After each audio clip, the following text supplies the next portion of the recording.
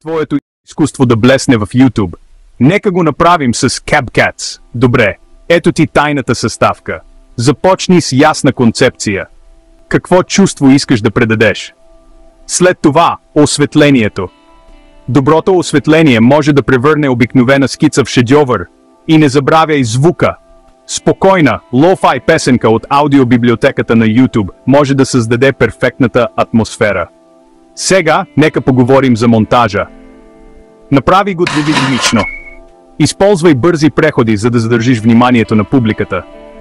И помни, че смелите субтитри с изпъкващ ефект могат да направят посланието ти да се открои.